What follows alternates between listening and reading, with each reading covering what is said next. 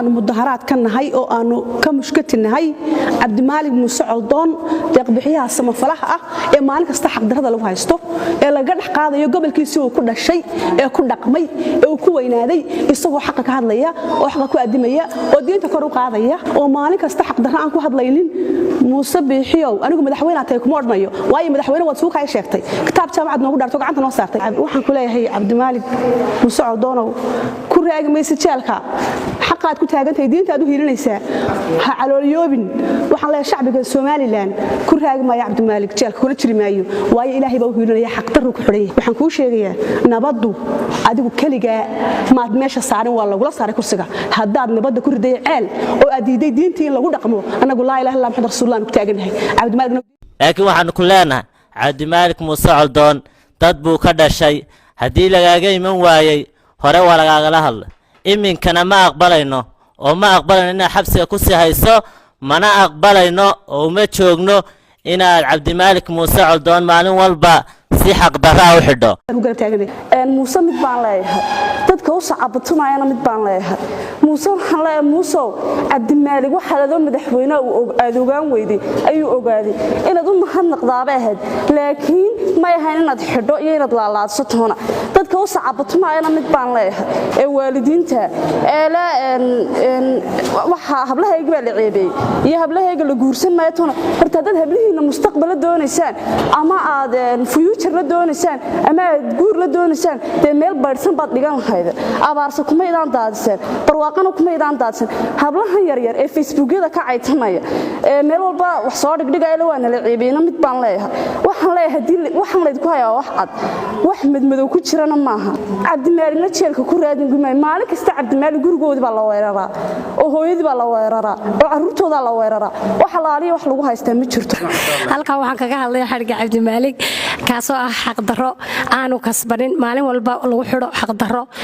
waxaan u sheegayaa madaxweynaha maaha Cabdimaalik de waxaan ku ori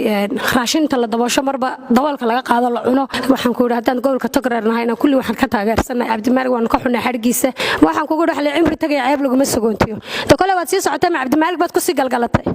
xarigu uu geystay waxa arag xaq darro waxa laari wuxuu ku xidhay male waxa laari wuxuu u geystay male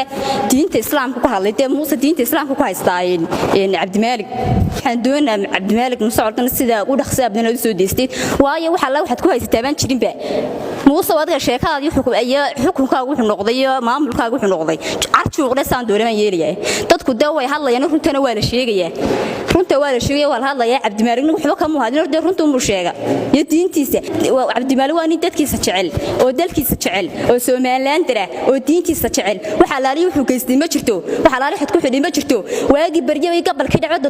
wiigiiba markaa deeso gurigiisa ugu soo daadataa bal waxaad ka reebtid iyo wuxuu geystay sheeg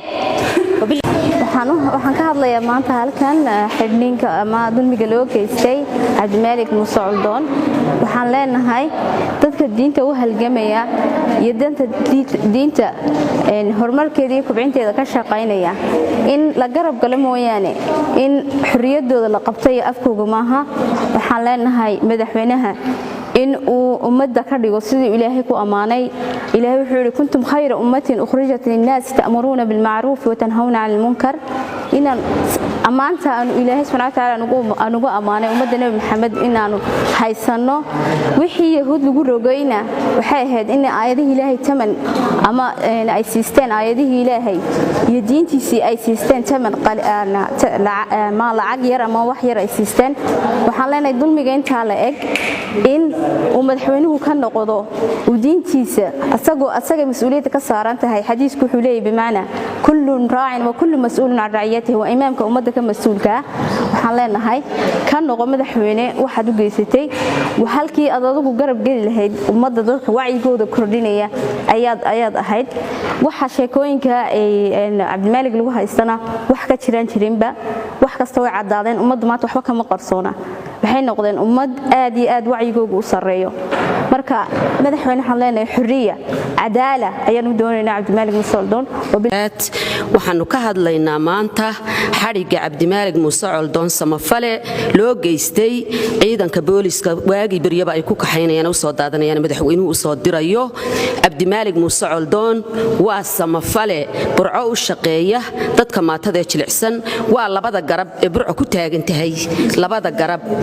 Somaliland gobolka Togdheer waa labadiisii garab maatadu kuriya waa maata gargaare waa samafale annagu waxaanu nahay anigoo ku hadlaya afka hooyooyinka burco waxaanu nahay ehelkiisii iyo dariskiisiiba waanu nahay waxaanu furnaa cabdimaalig muuse coldoon inuu yahay ninka koowaad ee samafalaha ee burco ka shaqeeya ee maato og ee qof yar og ee qof weyn og ee mid waalan og ee mid kasta og ayaanu nahay dadka u warhaya baanu nahay dhowr iyo 10 sano aanu darisahayn waxa laalay iyo wax kale oo samafalnimada iyo ku shaqeeya ma jirto waxaanu leenahay cabdimaalig xaqdarra lagu xidhay diin buu ka hadlay diintii uun baa lagu haystaa xaq buu sheegay xaqa hal la eego hoos loo eego culimadu ha eegto islaamku ha eego cid waliba ha eegto madaxweynaha jamhuuriyadda Soomaaliland mudane Muuse Bixi waxaan leeyahay falkaad kula kacday xadhigaad kula kacday cabdimaalig muuse coldoon wax maanta jaamacadda abaarta ka jira weeyaan cad way ardaydii dhiganaysay baaba ka jawaabtay oo soo sheegtay dawaana wax aad lagu hayo hadda booysin dambiga adigu leedahay adigaaba ku fiican in lagu saaro maxkamad maanta aad la doonaysay cabdimaalig muuse coldoon waxaan la hadlayaa iyaguna dumarka halkan ka hadlaya lacablaayga u ceebay hablihiina hadday ceeb la doonaysan marka hore ma geystaan meesha meedan geyseen dumarkaana waxaan u sheegayaa hablihiina marka hore gaala ka iibiseen oo idinkii baa kireeyay hablihiina ma garateen marka idinku ha ku doodin hablaayaga sharaf baa laga qaaday idinka marka hore sharafta ka qaaday idinka hablihiina marka hore ka kireeyay kristan iyo baadariyada lacagteeda qaadanayay wasalaam shirkan jaraa'id waxaan u qabanay samafale cabdimaalig muuse coldoon oo si xaq darra loo xidhay ra'yigiisa cabiray lagu xidhay maxaad u hadasha wuxuu ka hadlay samafaluhu sharcigii ilaahay iyo diinta ilaahay buu ka hadlay ee u wanaagsan dhaqanka iyo Somaliland dabeedna waxa muuse ku xidhay maxaad u hadashay arrintaa maxaad u hadashay ka dulqaadan mayno sida caaqilku sheegay isaguna waa xidhay adeerkiina dil buu ku xukumay waa ninka la yiraahdo Cabdiraxmaan Cadami muuse waxaan u sheegaynaa wixii Somaliland ku ballantay iyo ahad qarameedkii inuu ka baxay dastuurkan Somaliland samaysatay baa dhigaya xorriyatul qowlka wuu jabiyay wixiiba waxaanu ballan qaadaynaa haddii aanu arrimaha wax ka bedelin inaan lagu hadlayn doonin annagana wax leeyahay nabadgelyadii waxaanu ka hadlaynaa arrinta cabdimaalig muuse coldoon lagu xidhay waxaynu ogsoonahay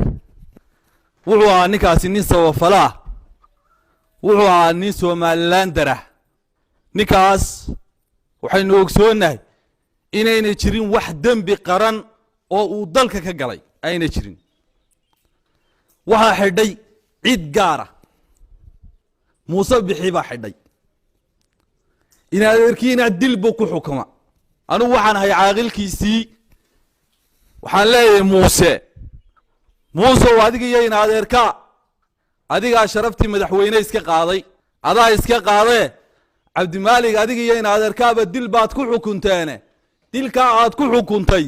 ha kuugu xukunaado ugu horreyn waxaan u mahadcelinaynaa cid kasta oo gacan iyo taageero u muujisay samafale cabdimaalig muuse coldoon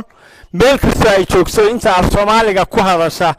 ee xaqa cabdimaalig uu ka hadlay iyo cabdimaalig u hiilinaysa dastuurkeenu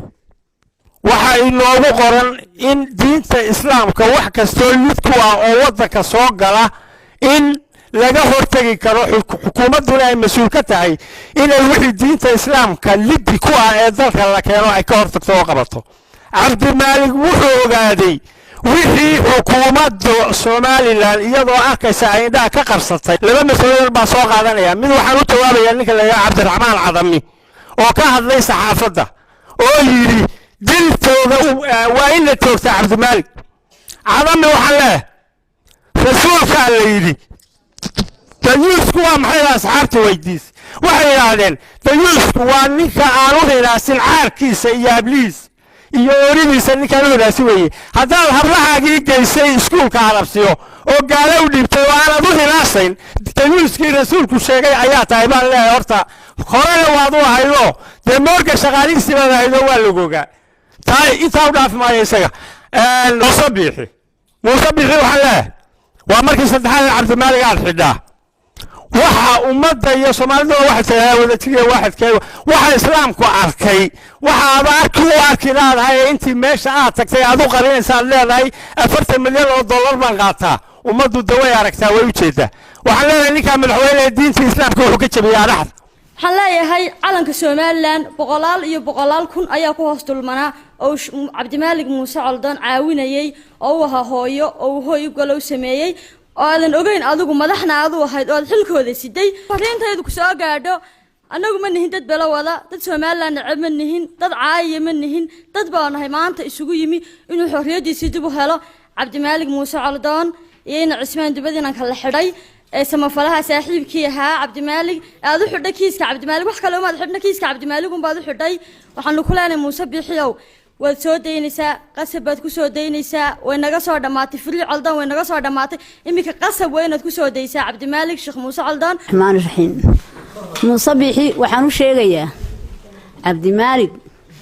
oo uu dabagal ku sameeyay foolxun waa markii afraad ee uu cabdimaalig jeelgeeyo muuse waxaanu leenahay rag horaa kugu maqnaaye dee ku darso cabdimaalig gurigaaga ayay imanaysaa godobta cabdimaalig barina horaad u sheegto waxaa tidhi dalba iga xigay dad igama xigo rag igama xigo haddaba raggii maanta aad sarkaysaan waxaanu ka hadlaynaa cambaaraynaa xadhigga cabdimaalig iyo cabdilqaadir cismaan dubad la xidhay labada samafalaba waa xadhiggaa ay la xidhay waa ku cambaaraynaa xukuumadda madaxweyne muuse waxa weeye madaxweyne waddankaa tahay dadka shacabka ku doortay ee dalka haysta lixda gobolba way ka qayliyeen lixda gobolba waa laga cambaarayay xadhigga inamada midna ma tixgelin mar labaadna waxaan dad ummadda ilaahay u sheegaynaa ee Soomaaliland meel kastaba ha joogto waad aragtaan ninkii dalka lagu magacaabay inuu madaxweyne yahay waad aragtaan fadhiga ha laga kaco oo islaamnimada ha lagu shahiido laakiin waxaan ku leenahay cabdimaalig muuse coldoon dad buu ka dhashay haddii lagaaga iman waayay hore waa lagaagala hadla iminkana ma aqbalayno oo ma aqbalayno inaad xabsiga ku sii hayso mana aqbalayno oo uma joogno inaad cabdimaalig muuse coldoon maalin walba si xaqdarra u xidho abdow maaligow miyaad caban ninkii cidjar baa calaacalaye garkii culus iyo carraa tahay cadku cunayaad ka ciidaysay addiinkaana bay la ceeshaane cilmiga diinta yaad u cabanaysaye coldoon calankii miyuu guway baan leedahay muuse biixi cabdi dalka madaxweyne islaama baa laguu doortay waddadii laguu doortayna waad ka baydhooma haysid maanta sharaftaadii adigaa liqay oo dabada ka tuuray markaa ku sharfi maayo dadkii shacabka ahaa hortu dadka waxa deeqda waa cadaalad weeye haddii ninkii inta meeshii la keenay maxkamad la saaray cadaymo iyo wax walba inta la keenay wax lagu waayey haddana dub loo xidhay baroortoogiga ka weyn waxaa laga yaabaa meeshii inay wax ka jiraan wax dhici kara weeye laakiin waxay ahayd qofkii mar haddii maxkamad la saaray xagganna wax lagu caddayn waayey in faraha laga qaaday ayay ahayd laakiin ragga manaabiirta saarna culummada dhaanu mid baan u jeedinaya ma qadiyadaha kale si uga hadlaan u qaadaa dhigaan waa adiga arkay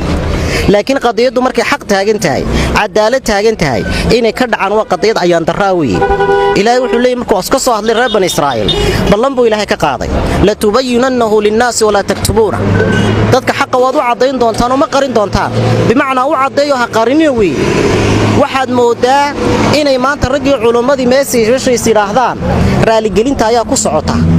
oo maanta dadku way ogol yihiin inay durbaanka u tumaan waxaan leeyahay ragga culimada war cadaaladda manaabirta kaga hadlo oo iska daayo meelaha dhowaad ku